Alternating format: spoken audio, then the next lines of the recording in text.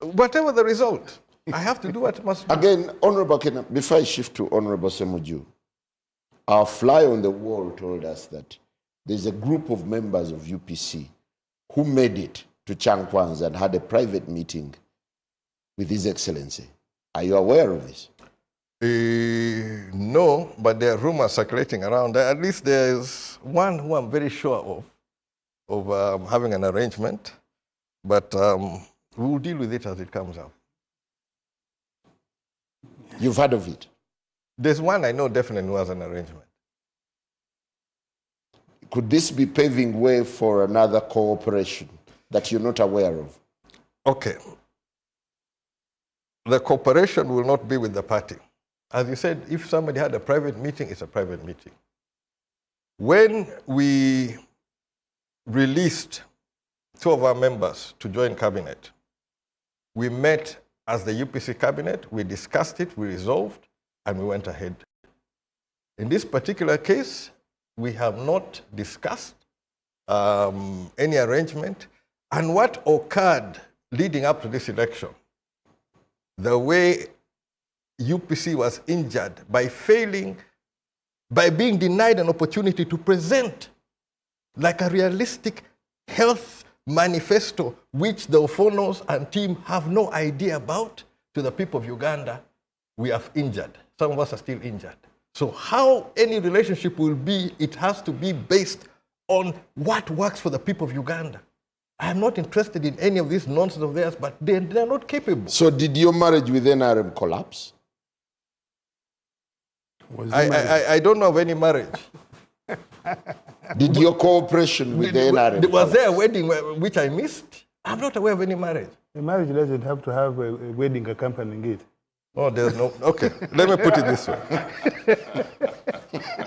Let me put it this way. People want to trivialize things which are very serious. The time we started engaging, or at least on my side, started engaging President Museveni was during the peace process. And during the peace process, we needed disengagement. If you think about difficulties, during the campaign of 2006, I went to Lira Regional Referral Hospital. It wasn't then called Regional Referral Hospital. I went there. We had 2.5 wards of malnourished kids in Uganda. What messed me more was this star, Angelique Kidjo, was a UN ambassador, had come touring, and I'm there in this ward in Lira, and you have 2.5 wards of malnourished kids in Uganda, and the places where it should never happen. They're there in Lira. That was Lira, 2006. So 2005, 2006, we needed disengagement, we needed peace. And it's what took us, some of us, to the bush to meet Cohen and also to Museveni to get this peace. And you surrendered too? I didn't surrender anything. I've never surrendered. What we agreed was some level of cooperation. And for me, what I've seen which I've achieved. Did your cooperation with NRM cease? When the principle of NRM, but this is something which will maybe discussed on some other level, but denies or plays a role in denying UPC an opportunity to present. I was comfortable coming third. I knew I had a podium. In racing, podium is great. We fight for podium. In simple terms, do you still have any relationship with the NRM or any cooperation of any sort? At this moment, you can say the cooperation exists in the sense that there is still a cabinet member, but that ends with this term. Noted. Honorable Semuju, what are your big takeaways from the Changkwanzi Summit retreat? The Changkwans, the previous ones, were social gatherings, people bonding and trying to get together, and as Dombo said, to try to understand each other and how they will work. But at the very beginning of Parliament, Mr. Museveni meets his troops. he will meet all of them either in Chankwanzi, and then he will begin meeting either district by district. There was time he was meeting younger MPs 10-10. That time he had camped in Tungamo. Because many of them, all his contemporaries, I think the only ones who have come back to Parliament is Chiyonga. Tumukunde. Tumukunde is both. He's contemporary, but younger. But people of his age is Chiyonga, Professor Kamuntu. The Rugundas have gone. So he needs to understand the new team and how to work with it. And he does that at the very beginning of the term. And I think Chankwanzi was more about that. Cohesion, not so much. Understanding the NRM agenda, not so much. And it isn't a bad thing for you if you have a group to go and meet and socialize and you understand them. Often upon we will. Parliament is a very difficult place. This afternoon, we are discussing the budget. The preliminary discussions, the committee is presenting reports. In the road sector, I think 2-point-something trillion has been provided. The last time Katumba Wamala made a presentation, the areas, the money we owed to contractors was more than 5 trillion. And some of them had even abandoned sites. We spent nearly 3 hours. But this afternoon, MPs were opening the debate as if it has never happened. Each MP, and I told them, and they were very angry with me, I told them, tarmac roads cannot be for grazing. If you read reports of World Bank and IMF, a return on public investment, especially roads, the world average, the return is 6%. In Uganda, it is 0.08%. Because of the choices that we make. You have more than 80% of the vehicles in Kampala metropolitan, there are no roads. You go to areas where there is no economic activity, where there are no vehicles, they have roads. And that's a debate you will have. Even those who are in Chankwanzi, the one you said they are trying to understand, they were in Parliament. I want a road here, I want Tamaka. Ours should be paved. Because essentially you are dealing with people whose levels of depth is councillorship of sub-counties. The point Dombo made, they will not understand it. They have messed up everything. I was a journalist in Parliament when that Parliament took over scholarship for university, and they said we should spread them equally. But they were also, you see, they were changing nothing. I came from a village. I qualified in Masaka, qualified for a scholarship. Not because I come from Masaka, because they put up a cut-off point and I got there. They said, no, now everybody should get. You spread them, Karamoja gets 10, Kabera Maido gets 10, even roads. So the return on public investment in Uganda is 0.08%. The world average is 6%. So even if you continue pumping money into the roads, as long as you don't choose the right roads, more than 80% of the vehicles are here. More than 80% of revenue is from here. But because you want votes from everybody, so Domo, the points you make that MPs will understand why you are doing Bunyoro roads, you have to go to Chankwanzi every week to get them to understand. They think that the rito is there, you just spread for everybody to eat. The way M7 does it.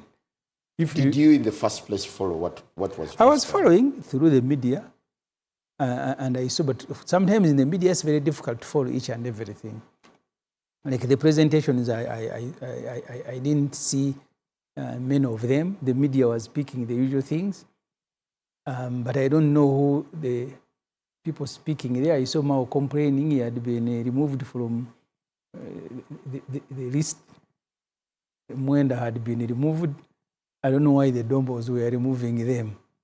At one time, I nearly filed an application to go and speak to them. I said, why don't I, since they have gathered here, 400 people, why don't I file an application to go and speak to them and make a presentation? Because it's very annoying. It's very annoying that you turn parliament into a council, a district council meeting, where people are demanding for Mabati to go and roof a nursery school. And that's the quality of leaders and debate that we have. So Chankwanzi served its purpose, that Mr. Museveni and the NRM infrastructure will want to gather all their new recruits, understand them who they are, and then take them through Mchaka, teach them how to shoot, and then release them to the world. What's your take on the 100 million cash bonds per MP?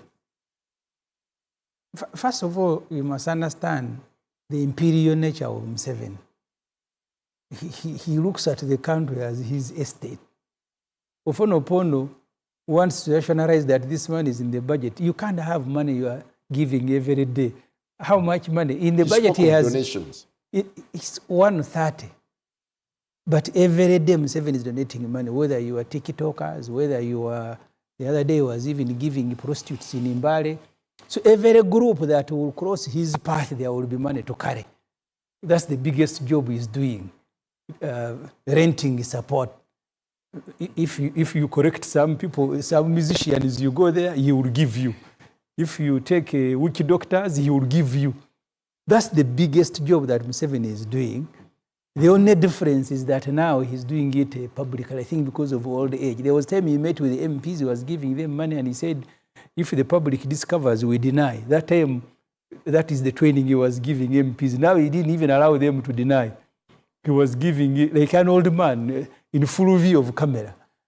But Parliament, it undermines Parliament. I remember when we were swearing in either the 10th, one of the things that troubled me with Honorable Nbs was how the country views MPs. Because we arrive at Parliament, and the stalls that are available are for banks to lend money, not bookshops to read. But the whole Parliament is littered with tents. If you want a loan in 1 hour, come here. If you want a... And Nbs and I said, here, this is how we understood. This is how we understood by the public. And I said, how? Who allowed these banks to come here? So what kind of perception was created when the president came out going to Parliament, to bankroll them? Going to Parliament is about money. Welcome. Fonopono, 100 million is here. So all of you guys, we can feast. So he's welcoming them. And I don't know, because you don't have to do it. Even if you have to bail out MPs, must you do it that way? Then they're swearing in, I've told you, maybe they will stop them now. There will be banks in the Parliament processing loans.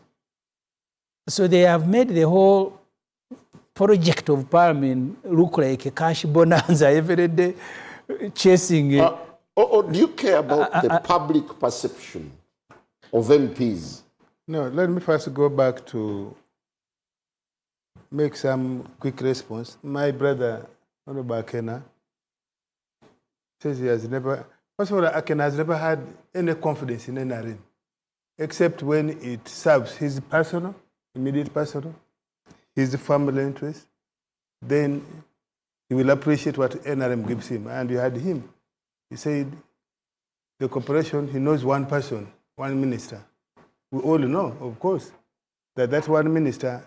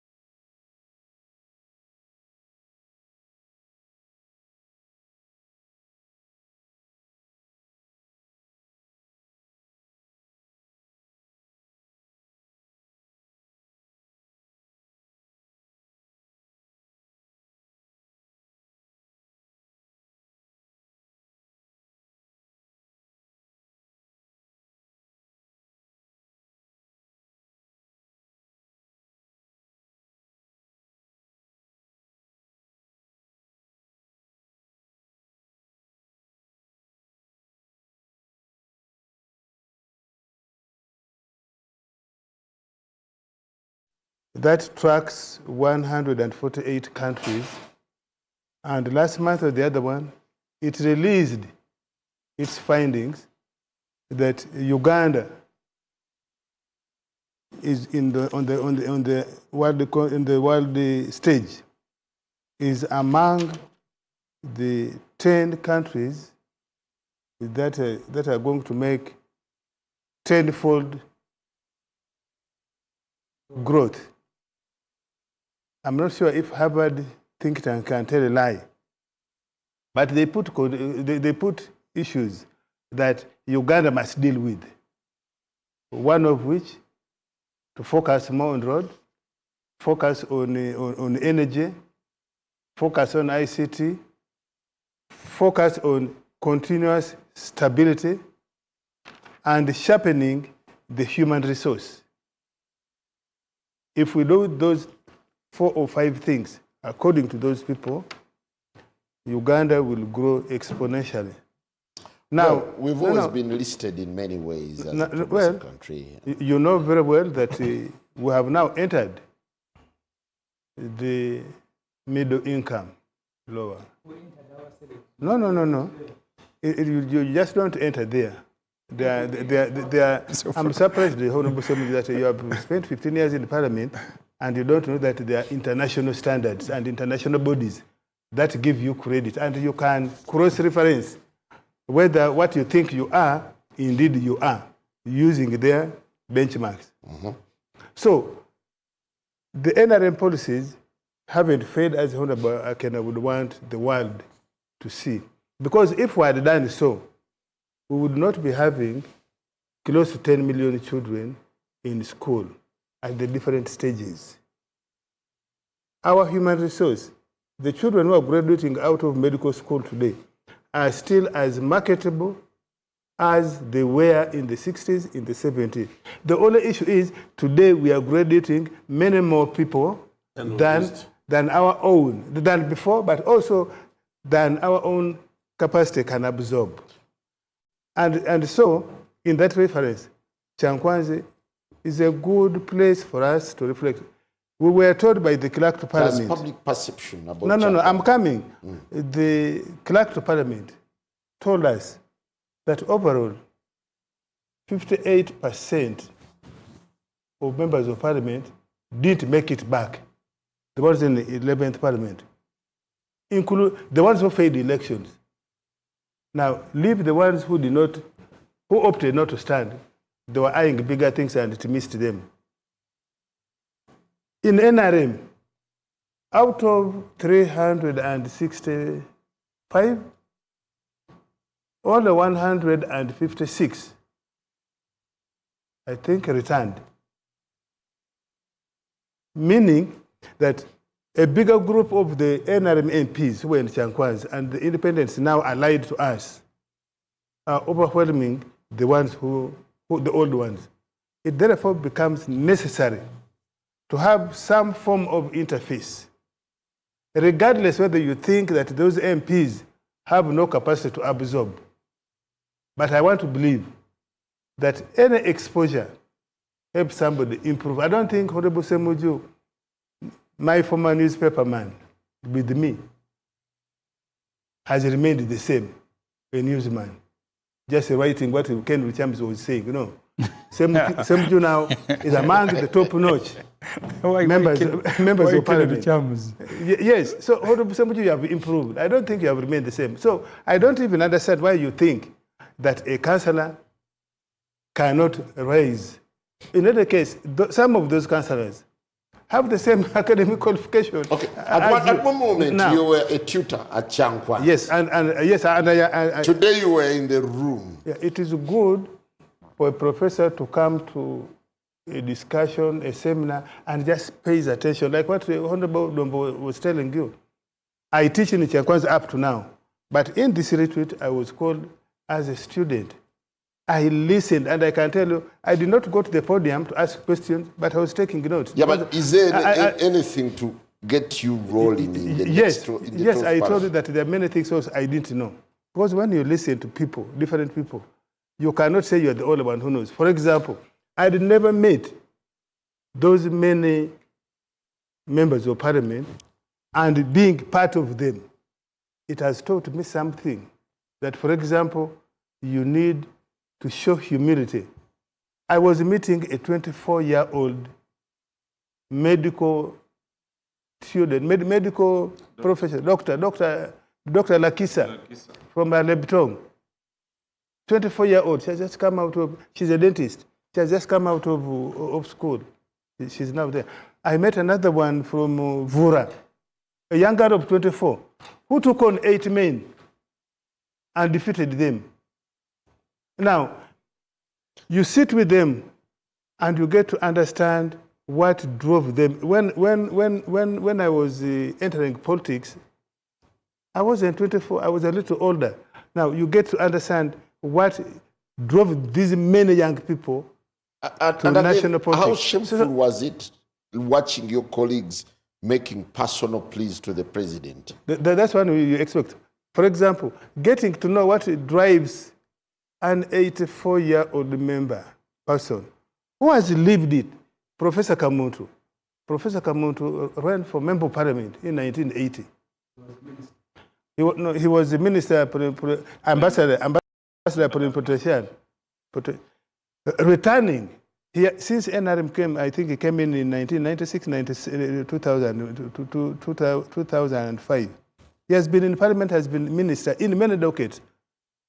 He lost election 5 years ago, comes back. Dr. Kiyonga lost the election 10 years ago. This was the only MP who was elected on the UPDM ticket, although he didn't take his seat, 1980.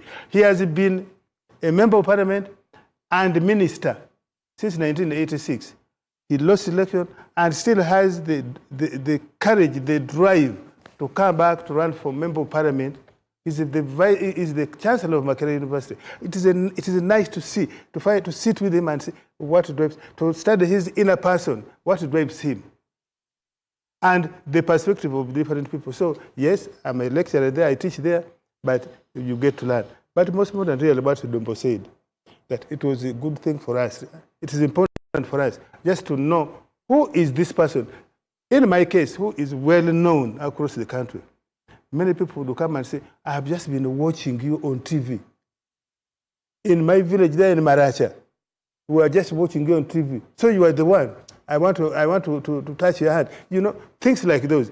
Is part of the things that give us the bonding. And that bonding is part of the cohesion, is part of the ideological mentoring, is part of, listen, is part of the strategy. I need to bring in, it's part of the strategy. Yes. Because NRM was there for those 3 things. Thank you. Honorable Dombo. Yes. I saw a bit of a contradiction.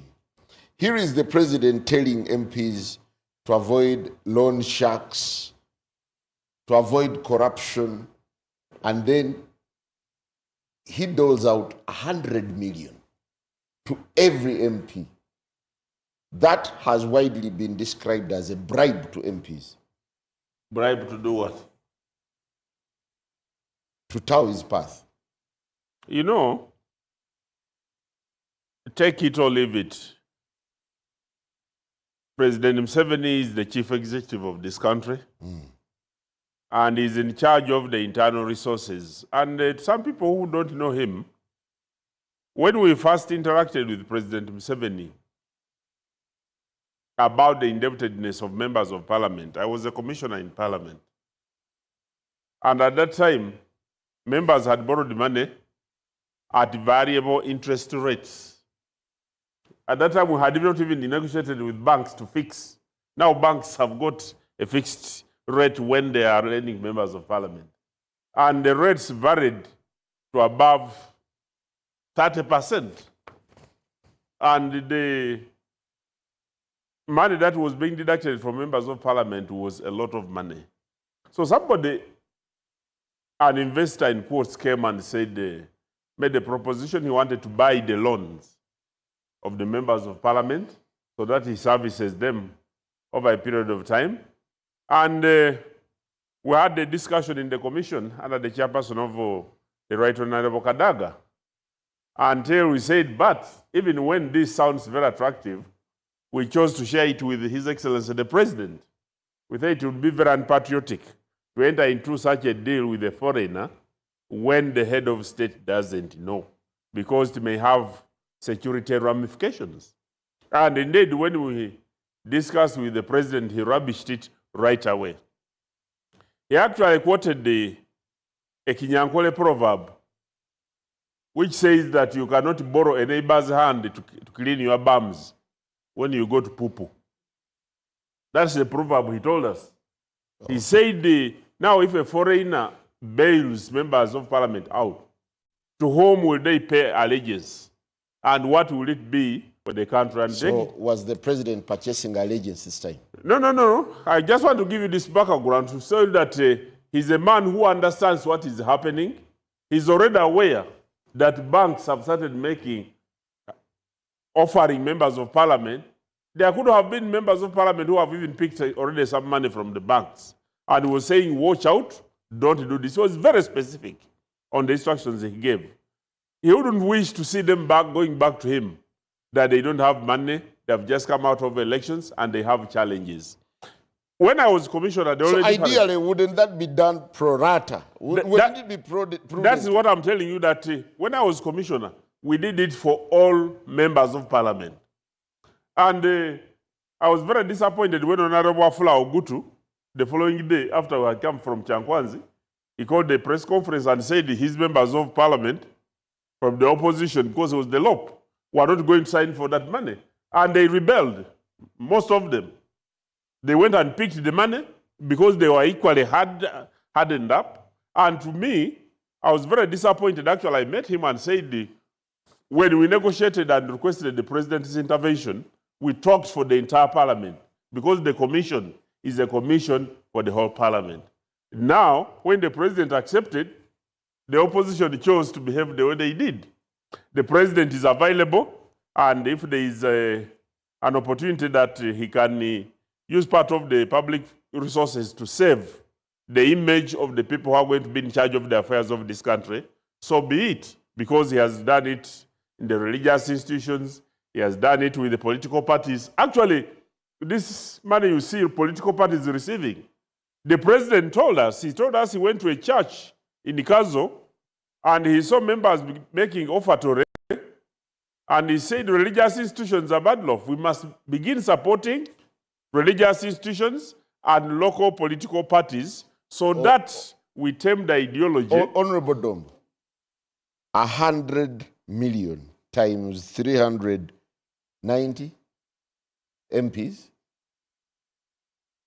Simon, ask a member of parliament here, how much money does he get? You are talking about the 20 million. Quick math. Honorable, you are talking, how much would that be? Just a moment, Simon. That's about 40 billion. 40 billion. Simon, you are talking about 20 million, which the members of parliament have already received. Because I saw them receiving the 20 million. No, it's 100 million. It is 20 million which the president has paid. And he said he will add them 80 when the money becomes for swearing in. When he gets the money. So the 20 million, that money has been paid. Each of these members of parliament earns more than 40 billion a month. So you are talking about, it has been proven, I've been to parliament, and they have made revisions. Such members of parliament who are earning more than 40 million shillings Honorable Dom, a month. Now you want to talk about 40 billion shillings. You are talking about 20 million. As token for MPs. No, see, Dombo makes even the matter worse. You're saying they are earning 40 million. Why do you give them another 100 if you're already paying them very well? Because those ones who are being paid is you who is getting out. These are new members of parliament. They have not been sworn in. They are already in debt. Next month. And the gesture of the president, it will be next month. Yes. But he gave them before, and they are not earning anything. And that is what the president said. Would that be a problem? What's the rationale again for this money? The president, Simon, you are talking as if you are breaking news. The president was live on 10 televisions in the country and radio stations, which he had paid for. Live broadcast. And secondly, he had hosted members of parliament who had, through their interactions throughout the retreat, but also through experience at the head of state, had observed that these members of parliament enter into debt because of the challenges that they go through.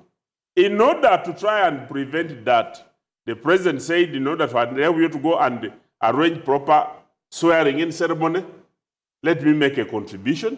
And he announced I think that's a bit scandalous. But, and he announced it. How scandalous is it? I mean, see, Dombo, 40 billion of taxpayers' money is going into lavish expenditure for MPs to cater for their swearing in. Because the money they voted for it. To do exactly that no, in no, members no, of no. parliament. That money, nobody voted for it. Why? It is not there. No, it's the donations that you voted. We'll be back after the break. What?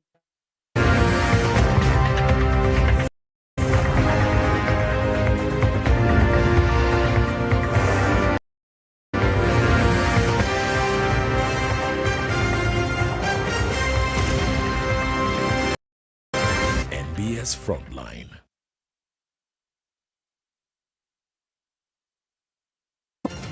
As Uganda prepares for a defining moment, the nation turns its eyes to the presidential swearing-in ceremony this May 2026. NBS Television brings you unmatched coverage from the Kololo Independence Grounds with in-depth live broadcast that captures every moment as it unfolds. Organizations, development partners, MDAs, and elected leaders take part in this historic occasion. Share your congratulatory messages and connect with millions. Call now 0772 860028.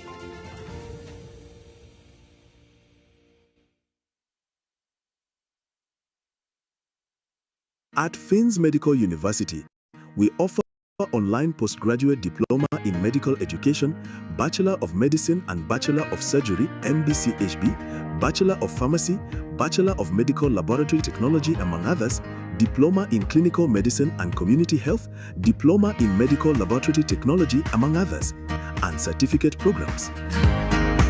Fins Medical University, a chartered medical university in East Africa and is located in Fort Portal. Apply now for the March or July-August intakes. Visit our offices or apply online on our website or contact us for details. Fins Medical University, saving lives, our passion.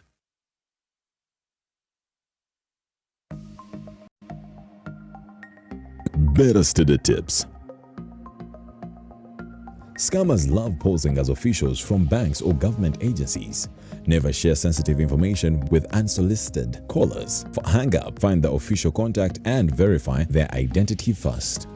In partnership with Uganda Communications Commission and NBS.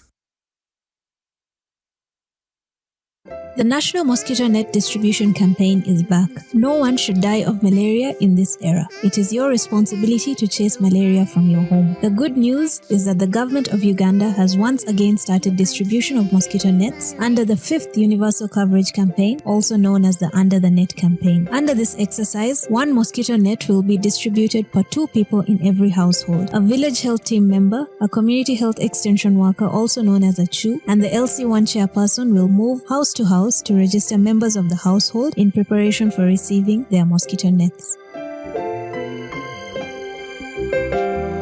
Do not lie back. Ensure that you register all your household members to receive a mosquito net. On the distribution date, move to your distribution point and receive your net. Mosquito nets protect you and your family members from infectious mosquito bites that lead to malaria. Ensure that you receive the net, hang the net, and sleep under the net every night.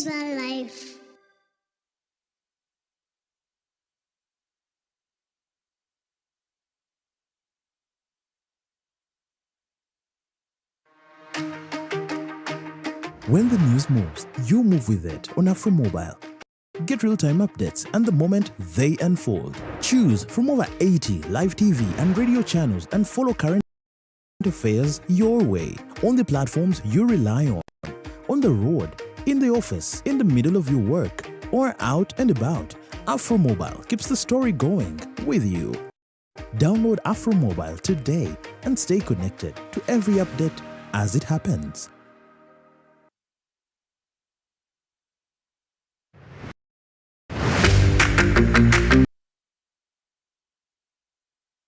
There are many ways you can practice self-love or care.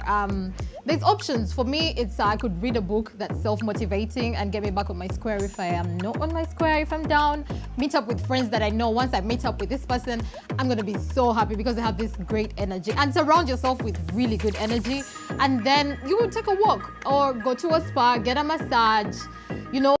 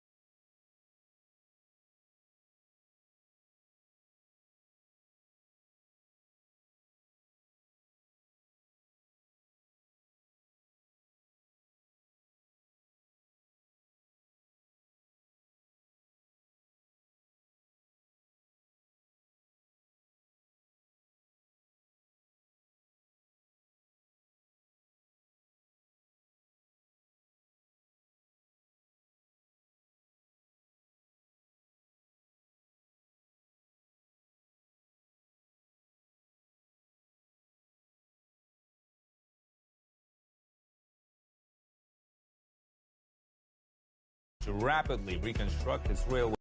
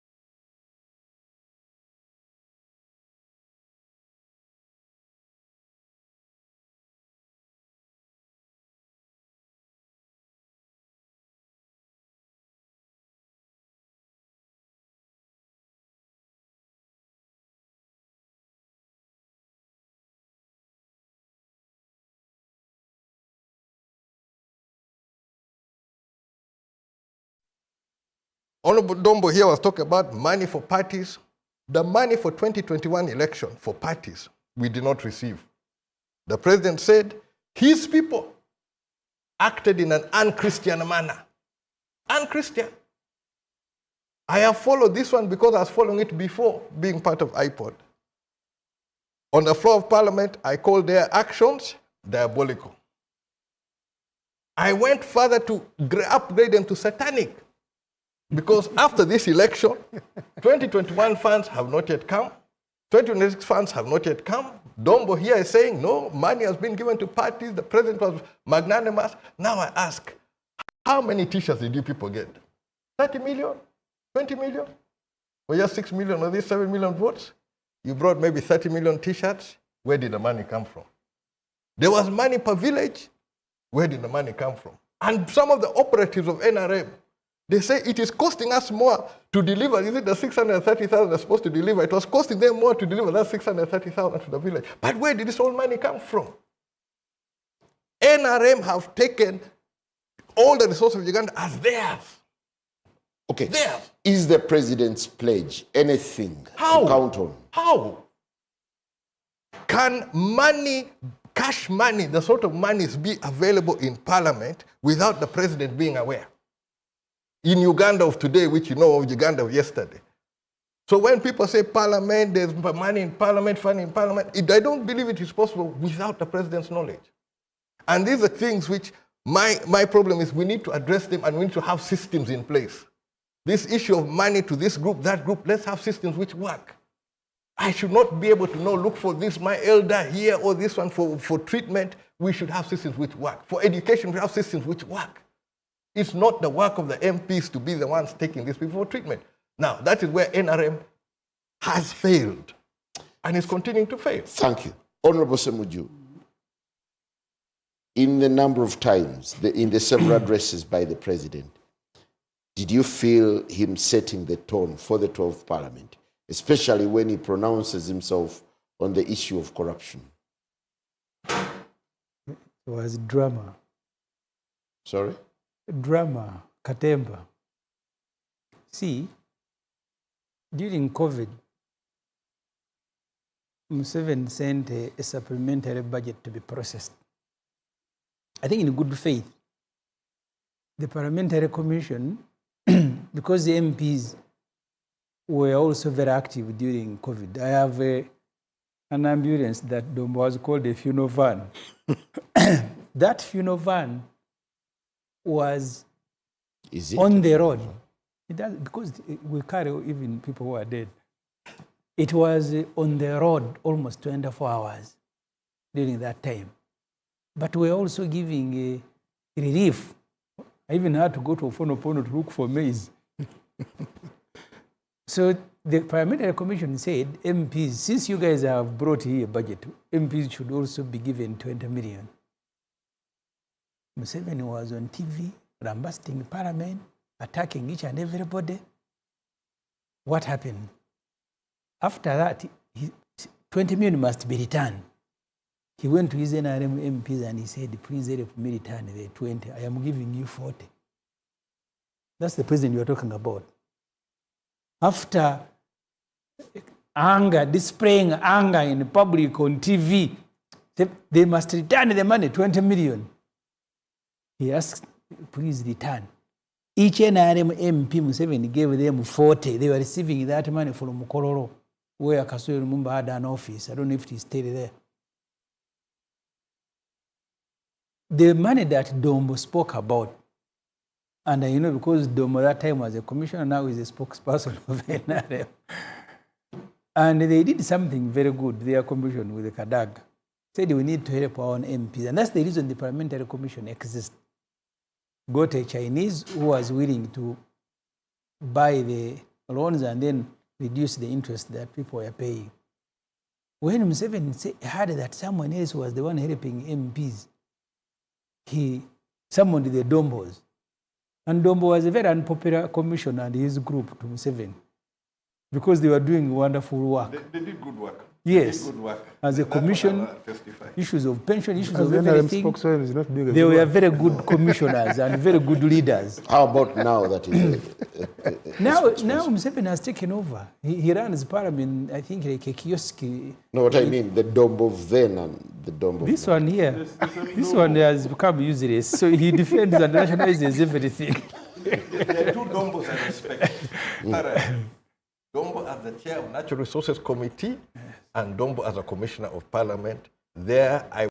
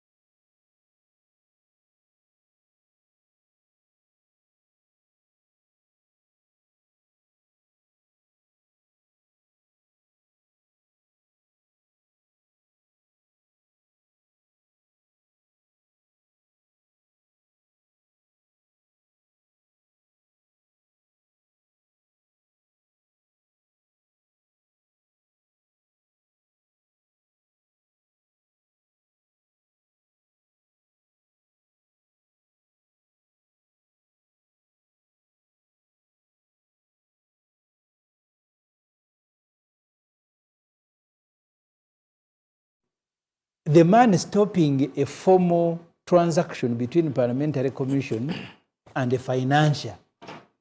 And the only reason he did so was because he never wanted the parliament to be independent of him. So he must be the sole provider.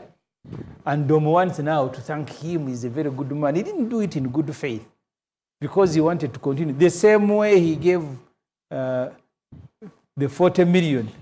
He said you can take back the 20 if you have eaten it, but you also have some 20 as pocket money.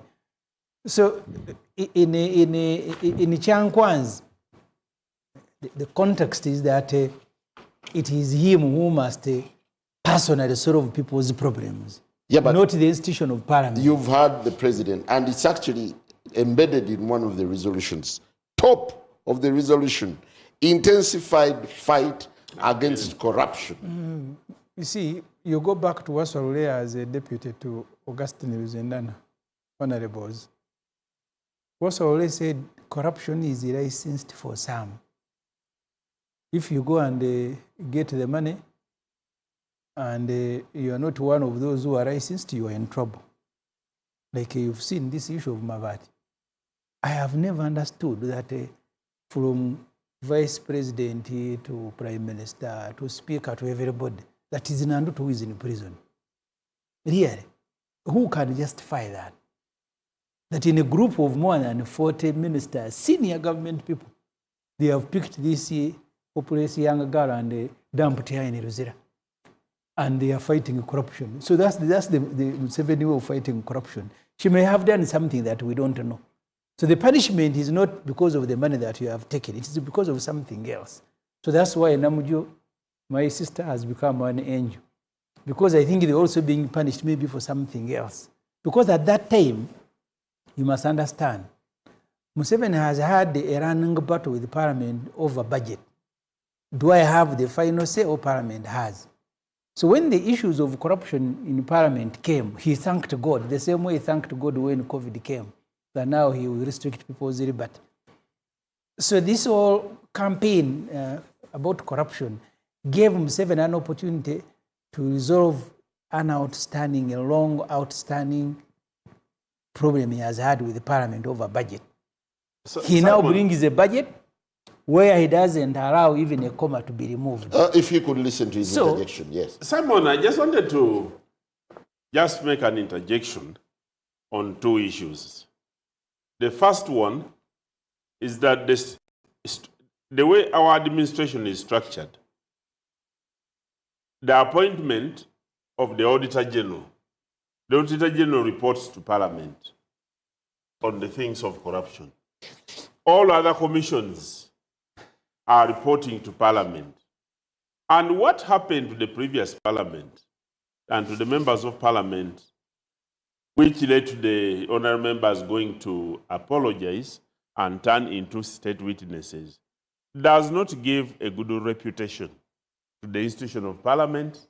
And it was important that the President came out very strongly in order to caution the current Parliament that before they go to Parliament, perhaps the President may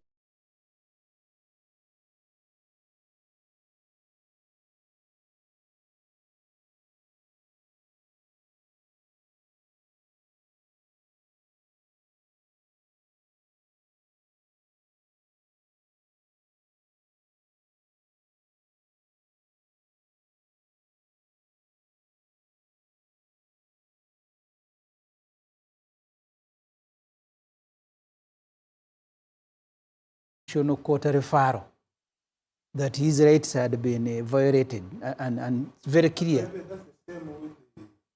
The former minister of Karamoja, the one from Namisindwa, the reason why she hasn't been sentenced or whatever, her case hasn't moved, is because she was clever and went and alleged human rights abuse, and they stopped her criminal trial for the Mabati. So I now understand that it is Museveni stopping them.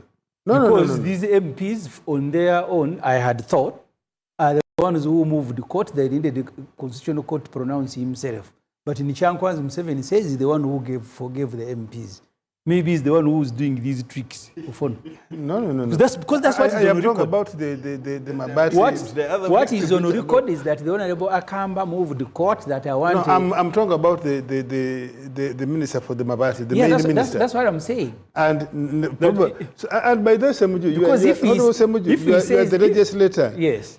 In our system, there is no collective guilt. So you cannot say that why is it Nandutu who has been convicted and the rest of the suspects, the people you call suspects, are out. Because every case is judged on its own merit and also how the defense presents their case. I also live here. Yes, and I know only a handful were even subjected to a legal process. The rest, the president said, I forgive them. Because if I'm going to arrest everybody, who will I work with? You have forgotten very quickly. No, I've not. So you don't remember him making that statement? I've not forgotten, but I know that the DPP... Didn't he say that? I know that the DPP questioned each of them. Didn't. And they arrived at different conclusions. The president said... The president said, I have forgiven them because I will have nobody to work with. Actually were asked to return the Mabati. Actually, the majority of them. Okay, are you aware of the president's statement? But it was public. To the Mabati thieves. The president can't pardon somebody who hasn't been convicted. Use an appropriate word. No, he said so himself. No. Him saying so does not qualify in law to be a pardon. Yeah, he interfered with the court process. The president cannot legally pardon somebody until he is convicted. Even this is Uganda. This is Uganda. Because the DPP will charge you on the basis of the facts that they have unearthed. Okay. Yes. Do you find weight in the president in NRM's commitment to fight corruption? So you have now resolution number 1. You have not turned the resolution into the public declaration he was making. He has made it before, and I am telling you that was drama katemba. Thank you, Honorable Dombo. How significant or rhetorical is the president's commitment to fight corruption and the NRM, making it a resolution? You know, running Uganda as a country is very interesting because we're talking about commitment fight against corruption at a time when the minister has just been convicted in the courts of law. And now the debate, instead of applauding the system for doing a good job, you find other voices, very sad voices, now beginning to ask why only Nandudu and why not the one. So, because every incremental gain in the fight against corruption should matter and should be applauded and should be applauded. Dombo. You have just said yourself that somebody went and used the court in order to defer. You are the one who has just said it here. Yeah, but that's not selective. But the president appropriated people are just it. being ingenious. The president appropriated it and said, I am the one who forgave them. People are just being ingenious, using their knowledge of the law in order to fight against what is happening. Running Uganda as a country, and what has enabled President Museveni to be head of state for these 40 years and enabling NRM to be in charge, it has been balancing, doing right, passing legislation, but where it needed the talking to people, to Ugandans, like when the president was talking to members of parliament, he even did that. Not because he's weak, but because from his vintage position, he knows that running Uganda, there are a number of challenges. And let me tell you, why are we grappling with the corruption? Corruption is attractive and it is sweet for those who delve in the practices of corruption. Today you pronounce that I will not tolerate corruption. Tomorrow you are pardoning the corrupt. Under the law, how awkward can that be? The law, the president is mandated. Under the law, he can do that because I know Nalo Morinda Viri Maso had challenges and the president pardoned him legally because he's authorized under the law to do. You remember there was that cow of Ntunga Mokabari during the CA elections? You remember the most recent case? My young brother Jamwa? And he has done so in the cases even of death penalty. So, for the president to do that, he does that on advice of the board which he has been set up and gives and gives recommendations why that one must be done. But while that's literally preaching water and then you drink wine. Absolutely, because that's what Jesus did. Aren't you a Christian? What did Jesus do when they were going to condemn a woman who had fornicated and was going to be stoned to death? What did he ask? Was he condoning fornication by asking that question? That if you have never done it, be the first to throw the stone. He was just telling them that we are human beings operating in a situation that has got its own challenges. But I want to tell you, the president's commitment and the capture of that in this resolution from Chankwanzi is very specific. The members of parliament should know that they owe the public a duty to do a good job so that they can attract reports and even whistleblowers to come to parliament. When you were in parliament, there are whistleblowers coming to parliament to tell us. But now when the members of parliament become the problem, then the whole government structure becomes the problem. So is it a new dawn? Are we looking at the 12th parliament as saviors, as a very new crop that is going to be very loyal, very honest, and non-corrupt? The president met the people. He told them the vision of the party, the aspirations of the people of Uganda, and the work that lies ahead. And he warned them using that insect in Uganda. It's called what? Kamwaka. Kamwaka, the one with the bad smell. He said, don't touch. Because when you touch it and you smell like it, you get into problems. So the president has prepared the members. He has talked to them, but also told them the consequences and effects. He even called a member of parliament, whom he from the previous parliament, and because of the challenges that happened, and the member acknowledged to come in the front, and the president made a statement. So to us, we believe this is a very strong commitment, and it would be very unfortunate from the 12th parliament if any member, despite what we went through the other day, is caught red-handed, getting involved in corruption, when there is has been a commitment. Do you consider Namuju an angel? No, that's what the Bible says. Omuntu omubi bw'akyukanga okuleka obubi we n'akola ebyalagirwa eby'ensonga.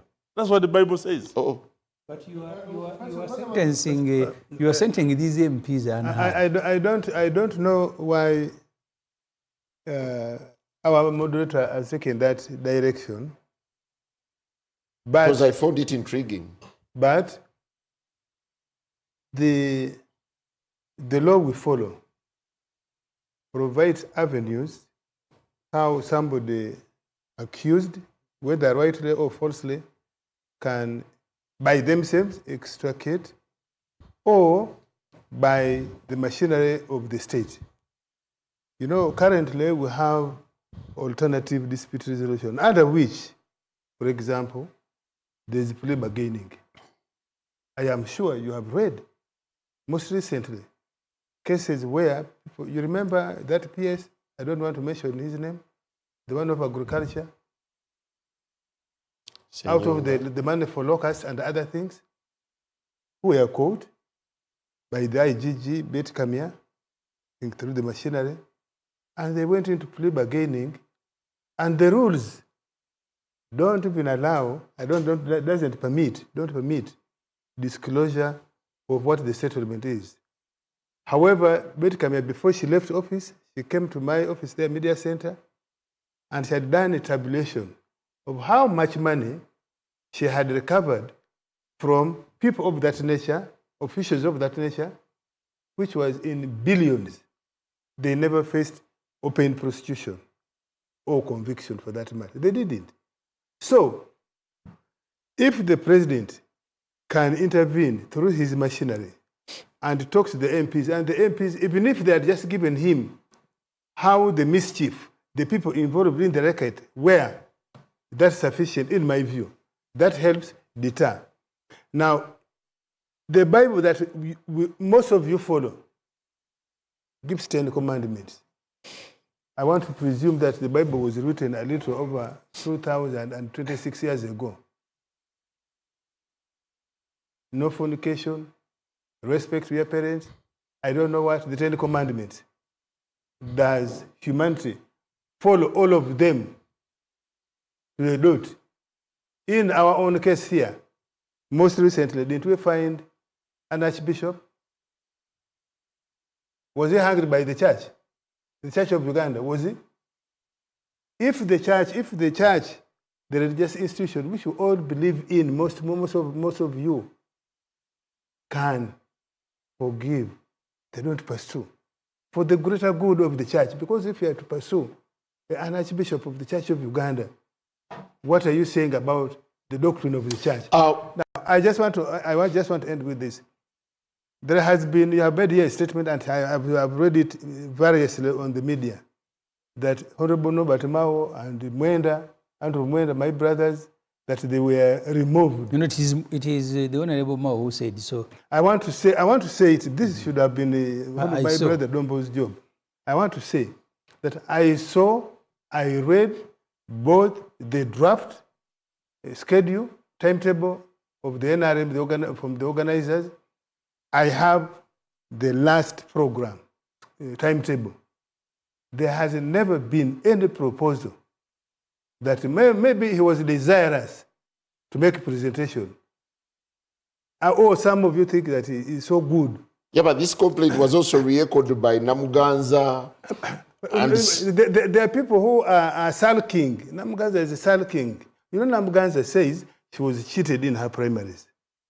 I suspect that could be also the reason motivating her to come back, to come for the speaker. And remember, under this current speaker, that was when she was censured. It is human. If you are not a member of NRM, why should you be the one telling NRM how Mao is the best person to present to us, or to be the best speaker?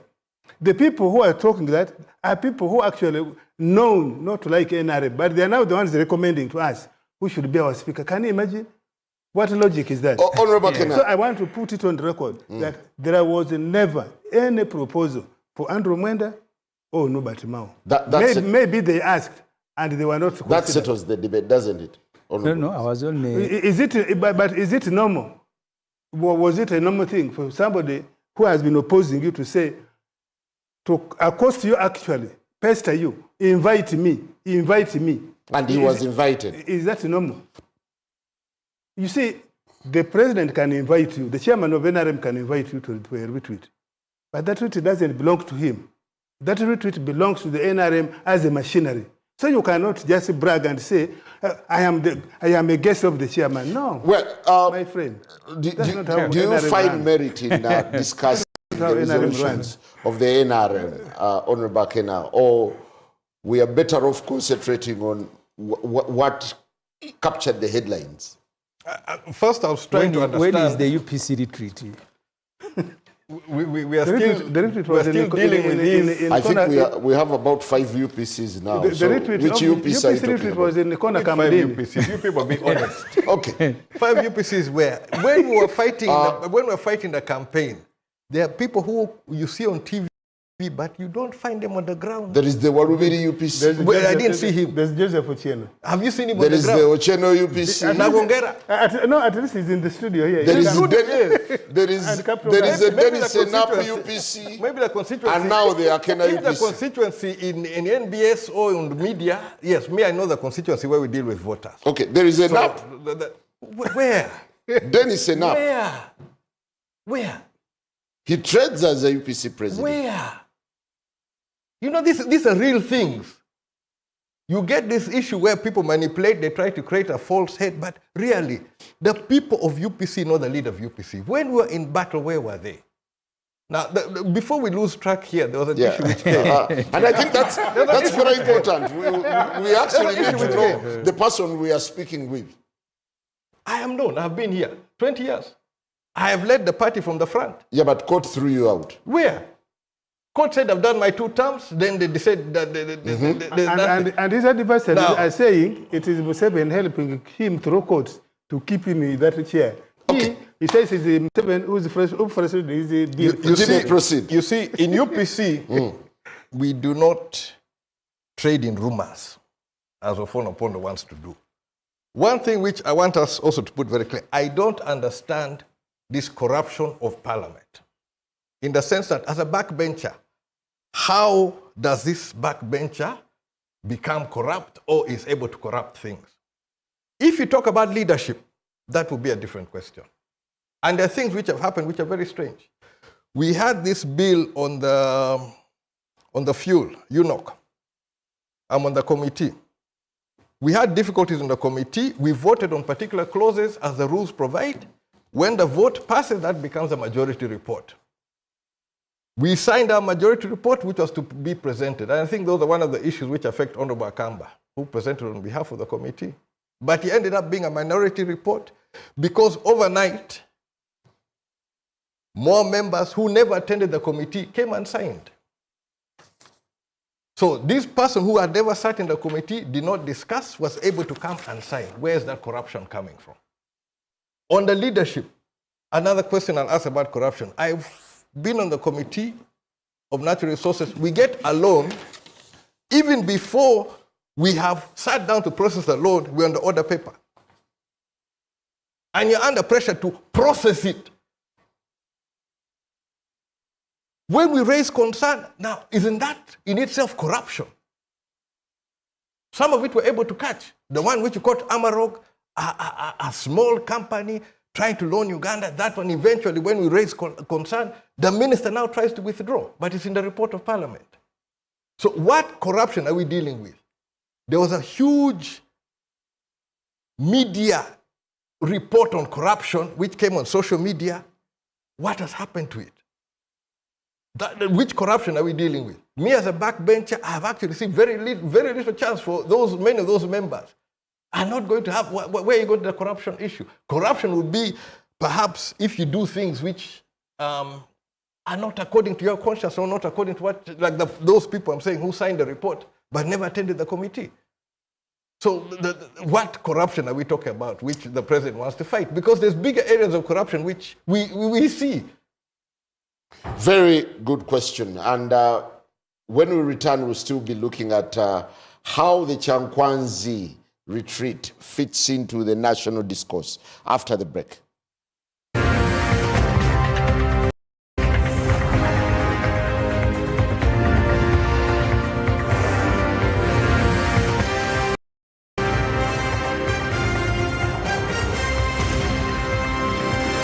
Nbs Frontline.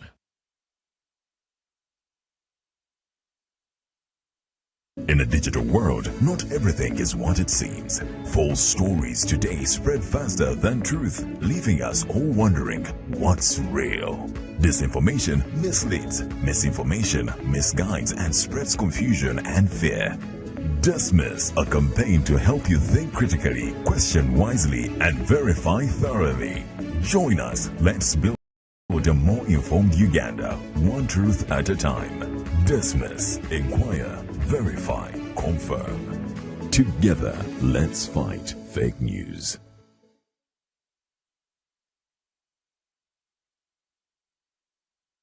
Hey, travelers! Are you a family gearing up for that big vacation, a hustler working abroad coming home, or your squad chasing sunsets and passport stamps? It's time you lock in. Say goodbye to long airport queues, shocking roaming bills, and the stress of hunting for local SIM cards, because now you can travel like a local. Stay connected in over 180 countries. Just scan, tap, and boom! Instant data the moment you reach your destination. Get your Rogue Travel eSIM today at travel.roguetelcom.co.ug. Contact us on 020-5000123.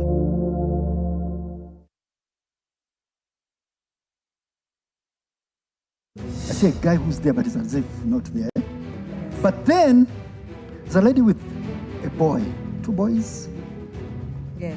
Eh? Yes, I have a stepson. Stepson. There's a lady there from the same institute that...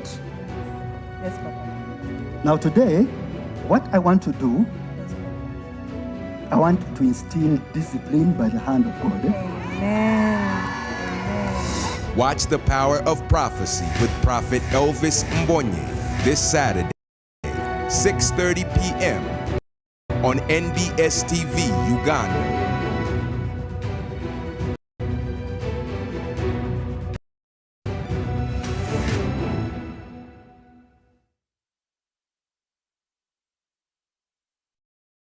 Across Uganda, the parish development model is paving the way for prosperity, helping families transform their lives through strategic farming practices, like the 4-acre model. In our Chibaro of 1996, we said first acre, put coffee. Second acre, fruits. The third acre, you put pasture for dairy cows. The fourth acre, for food, cassava. The good thing is that now cassava is also becoming a very good cash product, but at least for food. Then, mind you, the backyard. You put poultry for eggs, you put piggery. I'm in a 1-acre plot of land. In this 1 acre, Your Excellency, I practice this banana plantation. I also practice coffee. I also have dairy, Your Excellency. Every month, Your Excellency, I get 500,000 from these branches. The 7 activities we recommended, they have a big global demand. We have 10,000 Nile tilapia fish and 10,000 African catfish. And when we sell our 10,000 tilapia, we get in one harvest 20 million shillings. Fruits, especially capuchon, which is cold, can do very high value crops like apples. And then finally, those who are near the wetlands, like the ones in Bukit who are wasting the wetlands, they should do fish farming, not in the center of the swamp, but at the edge of the swamp. From coffee farms to fish ponds, the 4-acre model is empowering Ugandans to transform their lives. The parish development model is your pathway to wealth creation. This message is brought to you by the Ministry of ICT and National Guidance.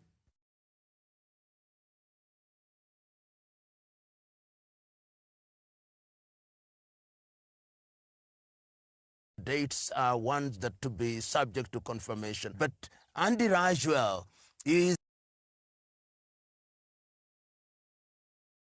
Momo app or dial *165*3# to pay and enjoy 0 charges below 5K. That's the power of Momo.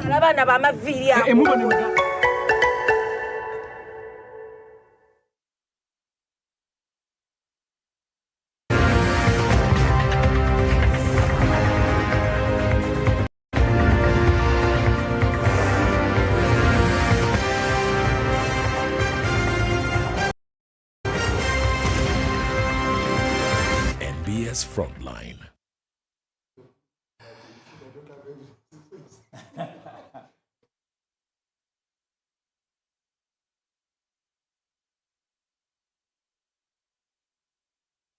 Oh yes, we are running the last lap of Frontline tonight as we look beyond the Chankwanzi retreat and what the future holds for the country as the 12th Parliament comes in. Honorable Semuju, what do you see lying ahead for national politics now that MPs of the 12th Parliament are back from Chankwanzi? There are matters that we are dealing with now. I have seen a proposal that to amend the constitution that you want to enlarge the term of office from 5 to 7. I saw it was being validated between the speaker and her competitor Norbert Mao, because I know the origin that it is Museveni who had started it. But he was telling a cabinet, I think, some time back, before age limit was removed in 2017, that 5 years is a short period. He spent the first 2 years dealing with the appointments. I am fixing UPC people here and DP. He used those are the exact words he used, UPC and DP. And he said, I work for only 1 year. As I begin working, now they are party primaries for another 2 years. He said, but because human beings are inherently selfish, the NRM MPs picked it since he had started it, and they had quickly changed the constitution. I am one of those who went to court. We went for a different reason, but that became one of the victims of our going to court. So there is uncertainty because of Museveni's age. People who are around Museveni, they know that he's an old man, officially 81. Because the moment you are 81, he has been speaking about himself when he was meeting traders over electronic invoicing in Kololo. He said, for me, I'm about to go and meet the Almighty. So even those who are around him see him as a candidate for meeting the Almighty. And that brings uncertainty. That's why you see there is a group that is hovering around his son. I think maybe if Mzee goes to meet the Almighty as he says himself, maybe this one. So that group is there. But also, yesterday, government brought the sovereignty bill about the national politics. I am not sure this parliament will have time to deal with it. I'm not sure.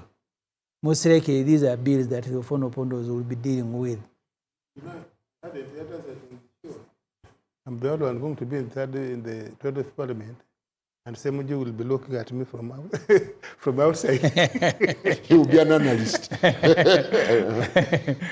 So I have a feeling that bill is going to be, it might be handled. They will have to withdraw it and then have it handled by that parliament.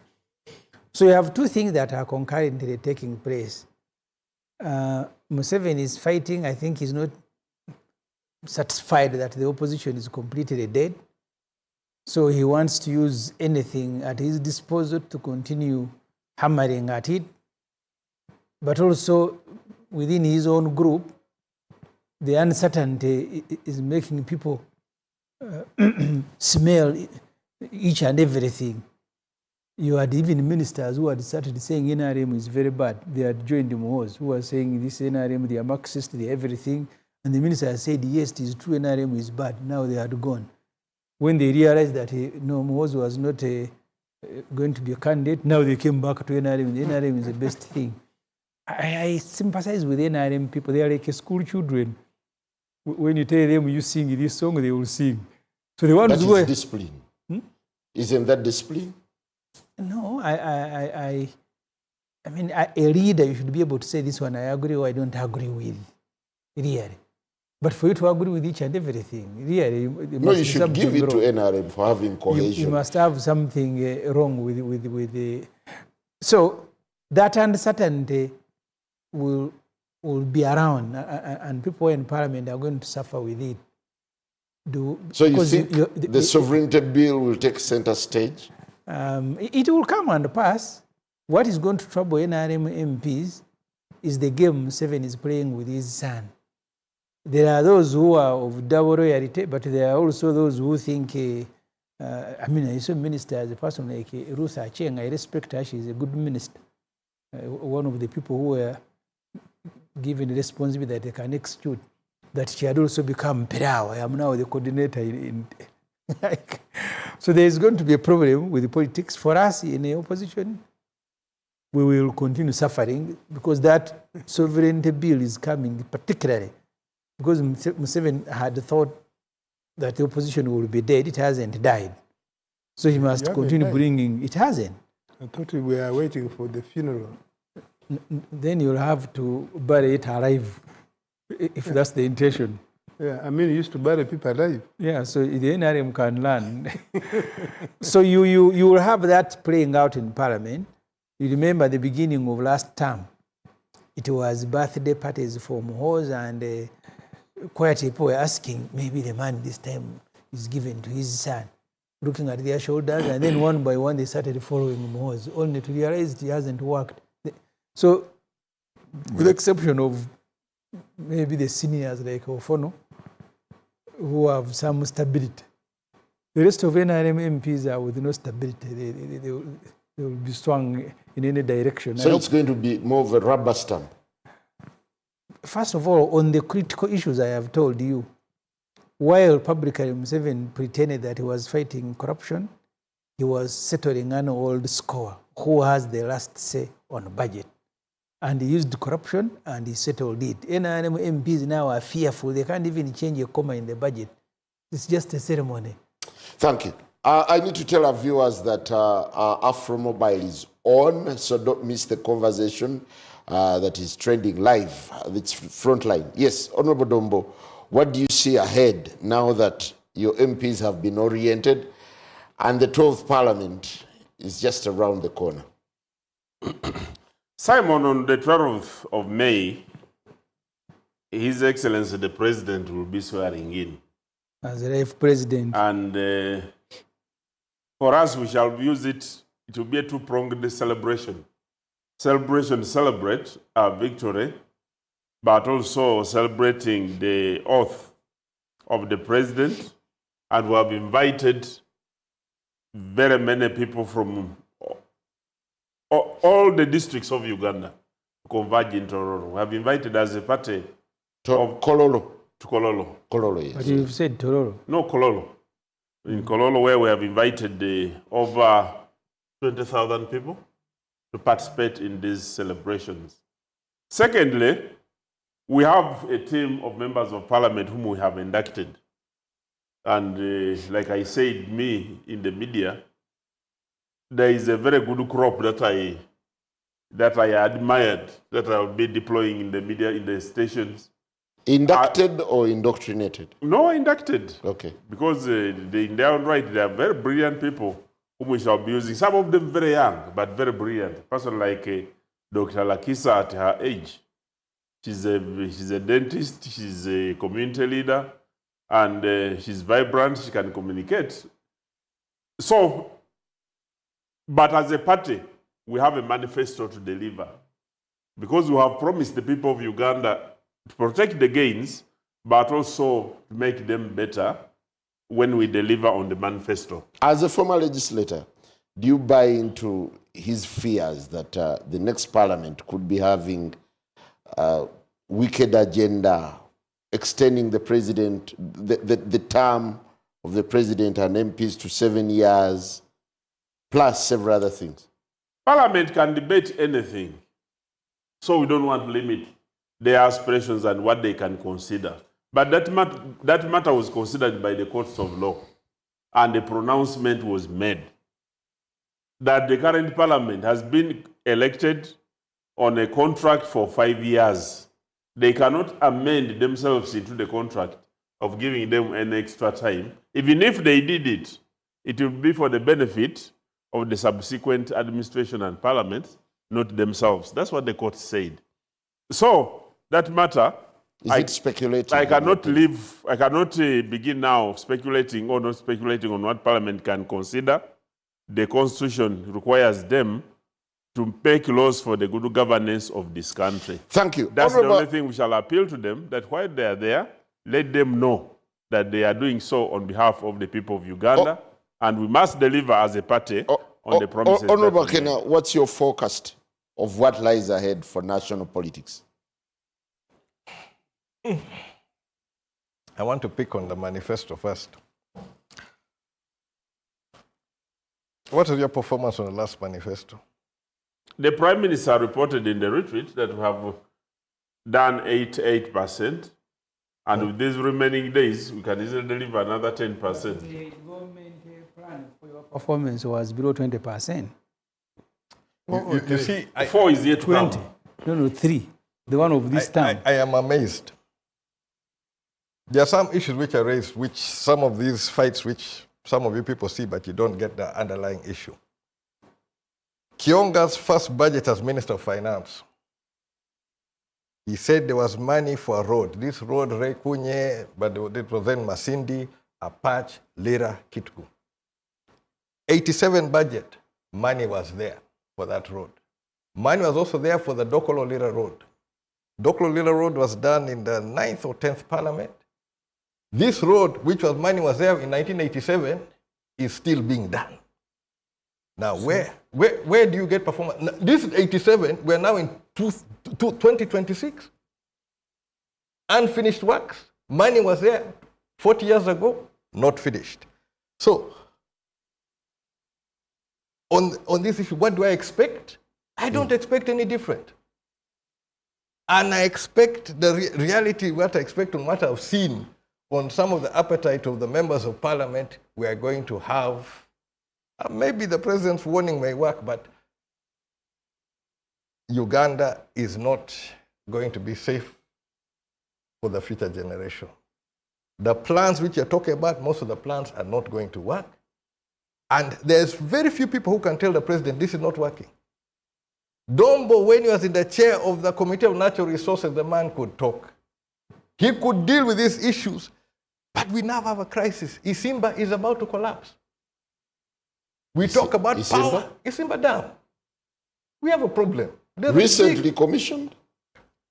Before the default liability period, there was already a big crisis. But okay, the crisis happened just after the default liability period. We have a big crisis, internal crisis. This shoddy works, road works. We talk about roads, what Honorable Smuji was talking about. There's a road here just near Fanero. It was being worked on last year. It's already developing fault. So what sort of works do we do? You do a tarmac road within a year, within one rainy season, you're back to square zero. That's why we have that 0.0%. So what are we going to do? You people are not going to do anything which is going to work for the people of Uganda. So I'm not going to lament. I'm going to just keep them under pressure. That is all I can do for them. Thank you. You're focused. Well, now that you're energized by Chankwanzi. You know, my brother Kenan hasn't lived in the country throughout. In '86, he was wearing dreadlocks and was saying NRM would not live in the government even for 1 year. Now, wait, please. They had added with the mouthpiece, he said,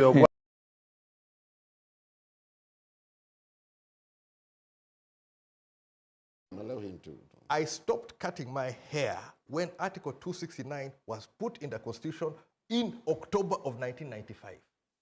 Not 86. 1995, I stopped cutting my hair because of Article 269, which removed my right of association, my right of assembly, and my right to compete as UPC. Well, I was just... So do not belittle it. You see this thing of NRM, you try to make jokes out of things. This is a serious issue. Article 269. Okay, fine. Right. Noted. Yes. Yeah. But also there emerged other priorities. 86, 87, until 1997, to 2006 actually, 20 years, when we finally resolved the question of armed conflict around the country, and money began to be a little available. And then we thought at that time that maybe, by the way, with the so-called donors, that were saying, don't do this road because what Semuju was saying earlier, rate of return. The road in northern Uganda is to say, if there's a war, if it is is back of beyond the place, even if you put a road. And remember that time, we were borrowing 100% of the money to do roads, even to recruit policemen. So other priorities came, and we did explain to Ugandans why we would not do that road, although we had promised, why we would not build that hospital, even if we had promised, and the people agreed with us. That's the reason why they have been electing the NRM, although with a smaller percentage. My brother Kena's so-called stronghold used to vote Akena, used to refuse, used to give Museveni 19% progressively because they were able to believe our explanation. Even Akena, elements from Akena's own party now vote for us. If Akena was on the ballot, Akena was on the ballot. But he wasn't. No, because he was stopped. Olaro Tunu ran on your ticket. Olaro Tunu is not Jimmy Akena. I'm saying Olaro Jimmy Akena was a different candidate. I'm talking about UPC members, supporters have been increasingly voting Museveni and NRM. Lango currently, your former stronghold, is now NRM. You can even see your people closest to you are now negotiating, they are now real, the NRM. So that should show you whether NRM is wrong, whether your own former supporters believe that NRM is not believing or otherwise. But let me say this. I know there is the behavior of Parliament as an institution, its leadership, its members in the past, previously, had let down, in some aspects, let down Ugandans. They drew the low expectations. I want to hope that members of Parliament as a body, from DP, from UPC, from whatever, from NOP, from NRM, with constant proactive engagement, we should give them the benefit of doubt.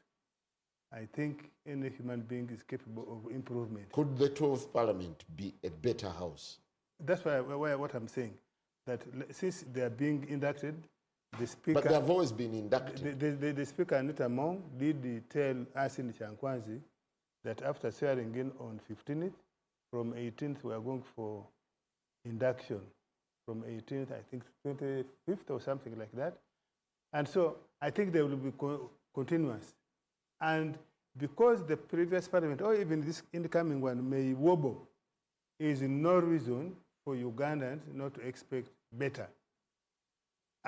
Being part of Parliament, being part of the politics in Uganda, I think we should all continue to shine a bright torch. But the addresses and the issues that MPs were raising, MP-elects were raising in Chankwanzi, can only give you a snippet of the caliber. But that's why I'm saying the continuous engagement, including the retweets, inductions by different parties and the caucuses and so on, should improve the quality, but also expectation and eventually what we expect them to deliver. You don't blame members of Parliament who have just come. When they have seen the same Jews buying ambulances, they will think, mine in Toro municipality said he was going to collect rubbish. He was going to ensure that the municipality is clean. Now, that is his expectation. Because he has been seeing in some places, members of Parliament are collecting rubbish. What I opened with here. Yeah, but look at... There are people who think that... Look at what you're confronted with before you swear in. Yes, now it should be my job to go and patiently explain to my elders that it is not the MP who's supposed to give money for help. It is to get the NRM to organize systems which work. I should. One of my views is that if the previous Parliament, for example, had said, Mr. President, you have your budget priority, we have a priority as Parliament. Let's together caucus on this and we meet a convergence. For example, if Parliament said, we are not passing the budget, Mr. President, in the caucus of NRM and in the main caucus of the House, and we say we are not passing the budget until you have provided assurance that we are going to give ambulance in the first year for every district hospital or for every health center, or we schedule. I think we would be having. So we can. Many of us will come with many of those ideas. Believe me. No. I'm saying we no. Because I give you all the blessings. You go and pass those ideas forward. We have tried. I can see how UPC has surrendered. This is now a person who has surrendered. The fact that we have failed the first time, the second time, shouldn't mean that we should be back. As we sign out. Yes.